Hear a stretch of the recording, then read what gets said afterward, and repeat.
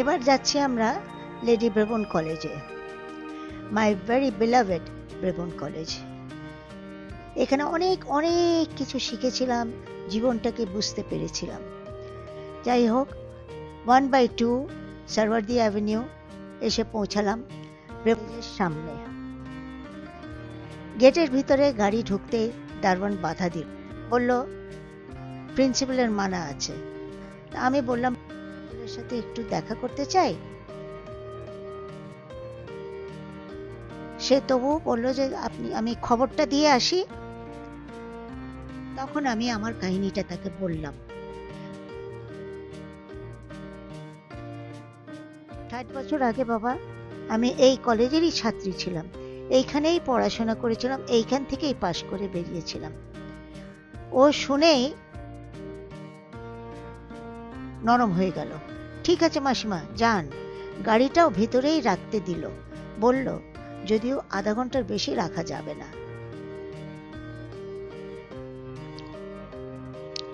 গাড়ি থেকে নেমেই আমি আর রোজি এগিয়ে গেলাম বিল্ডিং এর দিকে।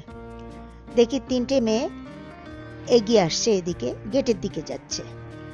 ওদেরকে একটু থামালাম, একটু কথা বল, নিজের পরিচয় দিলাম যে আমি এসছি ঢাকা থেকে আমার কলেজ দেখতে। ওরা আমার মুখের দিকে তাকিয়ে রইল। তা আমি তারপরে ওদের জিজ্ঞেস করলাম তোমরা কোন ইয়ারের? ওরা বলে ফার্স্ট ইয়ার। আমরা ঠিক তোমাদের বয়সী যখন, তখন আমি এসে এখানে ভর্তি হয়েছিলাম এবং আমি এইখান থেকেই পাশ করে বেরিয়েছি 65 বছর আগে সেটা।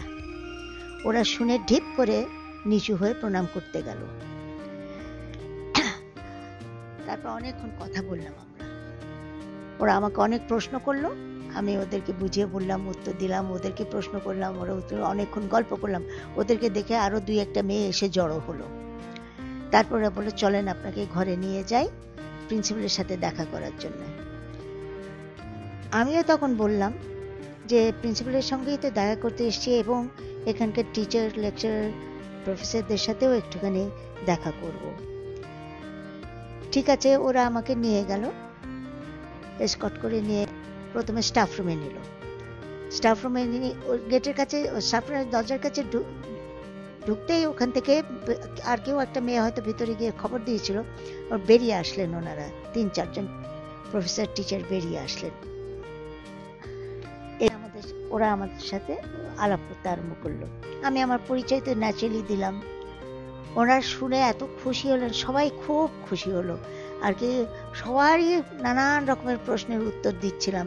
তারাও আমাকে অনেক প্রশ্ন করছিল, আমিও তাদের অনেক প্রশ্ন করছিলাম। আমার পুরনো টিচারদের, প্রফেসরদের কথা জিজ্ঞেস করছিলাম।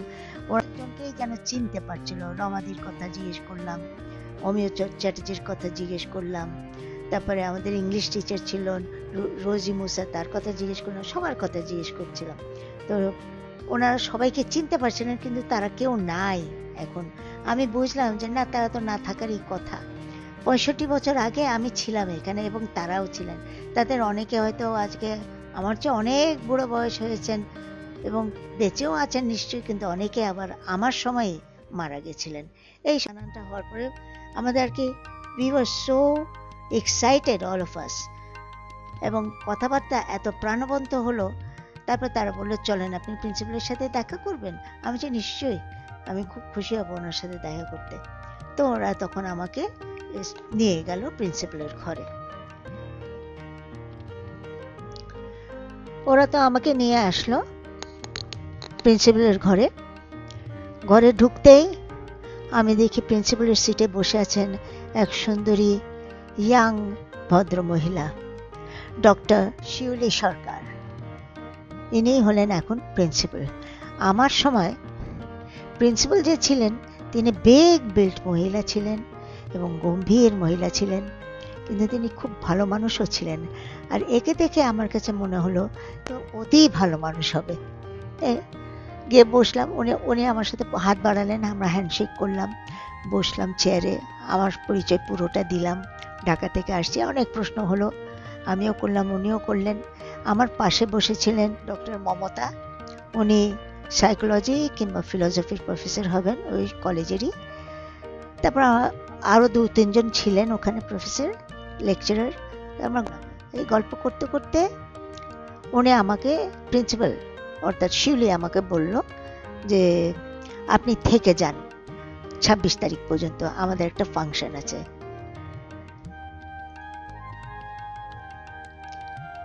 ওনার অনুরোধটা শুনে মনে হলো যে না, এই অনুরোধটা ফেলা যায় না, কিন্তু আমি তো জানি যে 26 তারিখ পর্যন্ত থাকতে পারবো না। তা আমি বললাম যে এটা তো একেবারে আমি পারবো না, কারণ 13 তারিখেই আমার ফ্লাইট, আমাকে ফিরে যেতেই হবে। কিন্তু আমি ওনাকে এটাও বললাম যে ব্রেবোর্ন কলেজের ফাংশন বলে খুব থাকার ইচ্ছে ছিল, তার কারণ ব্রেবোর্ন কলেজের ফাংশন খুবই সুন্দর হয়।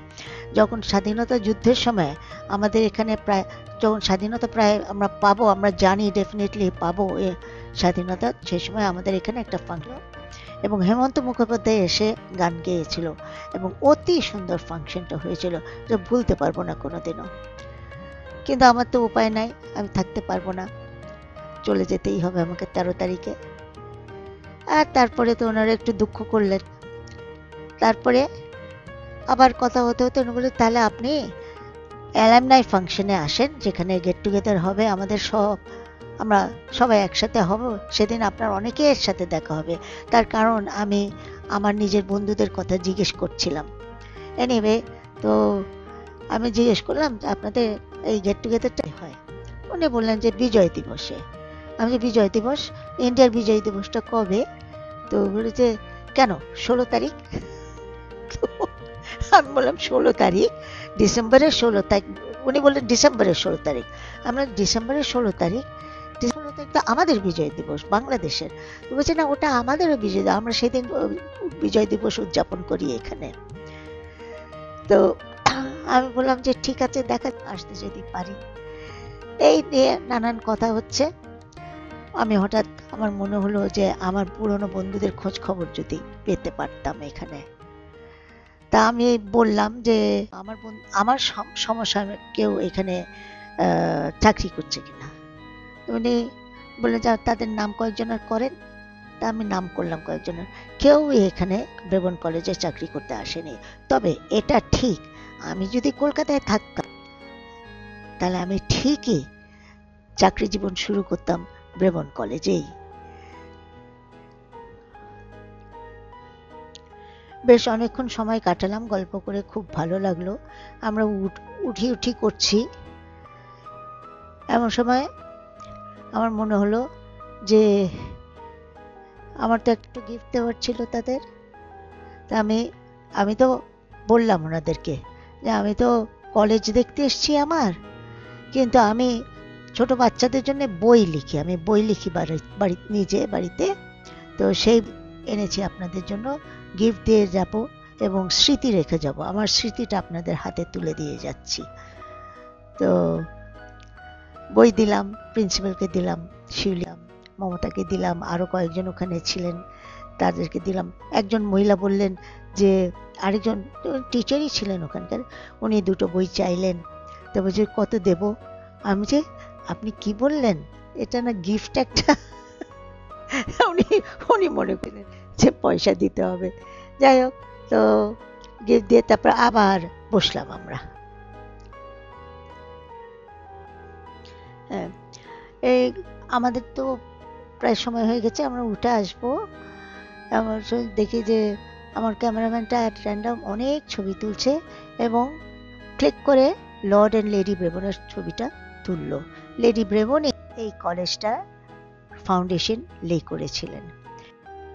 তারপর ঈশ্বরচন্দ্র বিদ্যাসাগরের ছবি তুললো, সেই ছবি, এই যে লেডি। আর ঈশ্বরচন্দ্র বিদ্যাসাগরের ছবিতে সবাই তো ঈশ্বরচন্দ্র বিদ্যাসাগরকে চেনেই, সুতরাং আর বলতে হবে না কে তিনি। তারপরে আমরা ঘরের থেকে বেরিয়ে তাদেরকে গুড বাই বলে বেরিয়ে আসলাম। আর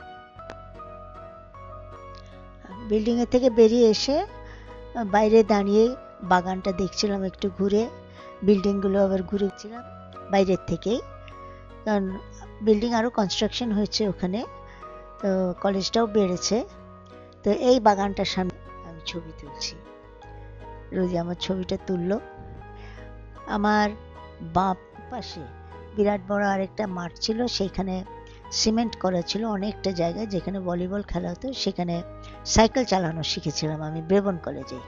যাই হোক, তারপরে এখানে আবার হাঁটলাম কিছুক্ষণ, ফুল টুল দেখলাম, যদিও সেদিন বৃষ্টি ছিল, তবু আমার খুব ভালো লাগছিল গেছিলাম বলে, এবং কলেজের সবটুকু উপভোগ করেছিলাম বলে।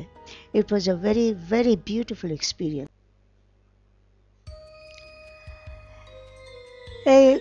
এগুলো দেখে টেকে আমরা এখন রেডি হচ্ছি বাইরে গাড়িতে উঠবো বলে। নেক্সট স্টেপ হচ্ছে আমাদের, কিংবা নেক্সট অ্যাডভেঞ্চার হচ্ছে আমাদের আমার নিজের ছোটোবেলার বাড়িটা দেখতে যাব। একেবারে আমারই বাড়ি, আমার বাপের বাড়ি, আমরা ভাই বোনেরা সবাই যেখানে থাকতাম।